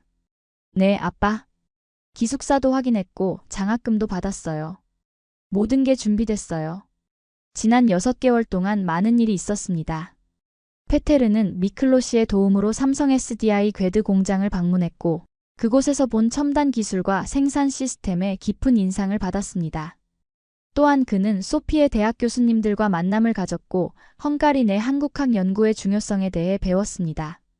가장 놀라운 변화는 페테르 자신에게 일어났습니다. 그는 회사에서 한국 기업과의 협력 프로젝트 팀의 지원에 참여하게 되었습니다. 그의 관리 경험과 새롭게 얻은 한국 기업에 대한 이해가 높이 평가받은 것입니다. 이제 그는 자신의 회사와 한국 자동차 기업들 사이의 공급망을 관리하는 중요한 역할을 맡게 되었습니다. 다음 달에 한국 출장이 잡혔어. 페테르가 소피에게 말했습니다. 그때 널 만나러 갈 수 있을 것 같아. 소피의 얼굴이 환해졌습니다. 정말요? 그럼 제가 아빠에게 서울을 구경시켜 드릴 수 있겠네요. 에르지가 웃으며 말했습니다. 당신 정말 많이 변했어요. 6개월 전만 해도 한국이 어디 있는지도 관심 없었잖아요. 페테르는 미소를 지었습니다. 사람은 변하는 거야. 특히 더 넓은 세상을 보게 되면. 미클로 씨가 소피에게 작은 선물 상자를 건넸습니다. 한국에서 잘 지내. 이건 회사 동료들이 너에게 보내는 선물이야. 우리 모두 네가 자랑스러워. 소피는 선물을 받아들고 미클로 씨를 꼭 안았습니다. 고마워요, 오빠. 출국 시간이 가까워지자 페테르는 딸을 끌어안았습니다. 잘 다녀와. 그리고 많이 배우고 오렴. 네가 헝가리와 한국을 연결하는 다리가 될 거라고 믿어. 소피의 눈에 눈물이 고였습니다. 아빠, 정말 고마워요. 아빠가 저를 이해해 주시고 지지해 주셔서요. 마지막 작별 인사를 나누고 소피는 출국장으로 향했습니다. 페테르는 딸이 사라질 때까지 손을 흔들었습니다. 그의 마음은 딸에 대한 자랑스러움으로 가득 찼습니다. 공항을 나오는 길에 페테르는 주차장에 세워둔 자신의 현대차를 바라봤습니다. 6개월 전 그는 그저 좋은 조건에 구입할 수 있는 차라서 선택했을 뿐이었습니다. 하지만 지금은 그 의미가 달랐습니다. 그것은 단순한 자동차가 아니라 헝가리와 한국을 연결하는 수많은 연결고리 중 하나였습니다. 이게 진짜 국력이 아닐까? 페테르가 중얼거렸습니다. 에르지가 그를 바라봤습니다. 무슨 말이에요? 진정한 국력은 단순히 군사력이나 경제 규모가 아니라 다른 나라 사람들의 일상과 미래에 긍정적인 영향을 미치는 힘이 아닐까 생각해. 페테르가 대답했습니다. 한국은 우리 헝가리 사람들의 삶에 깊이 들어와 있어. 우리가 사용하는 제품에서부터 우리가 일하는 직장, 그리고 우리 아이들의 미래까지. 에르지는 남편의 말에 고개를 끄덕였습니다. 당신 말이 맞아요. 그리고 그건 단순히 경제적인 투자를 넘어서는 거죠. 그것은 사람과 사람 사이의 연결, 문화와 문화 사이의 교류예요. 페테르는 하늘을 바라봤습니다. 소피를 태운 비행기가 구름 사이로 사라지고 있었습니다. 그는 딸이 한국에서 어떤 경험을 하게 될지, 어떤 사람들을 만나게 될지 상상했습니다. 그리고 그녀가 돌아왔을 때 또 어떤 새로운 시각을 가져오게 될지 기대되었습니다. 미클로 씨가 페테르의 어깨를 두드렸습니다. 삼촌, 우리 회사에서 다음 주에 한국 본사 임원들이 방문해요. 그때 저희 공장을 구경시켜 드리고 싶은데 삼촌도 같이 오실래요? 삼촌이 자동차 부품 전문가시니까 좋은 이야기 나눌 수 있을 것 같아요. 페테르는 미소를 지었습니다. 좋아, 꼭 가보고 싶구나. 차에 오르며 페테르는 마지막으로 하늘을 올려다봤습니다. 변화는 때로는 낯설고 두렵지만 그것을 받아들일 때 새로운 세상이 열린다는 것을 그는 이제 알고 있었습니다. 한국이라는 나라가 헝가리의 구석구석에 조용히 스며들며 만들어내는 작은 기적들. 그것이야말로 진정한 국력이 아닐까요?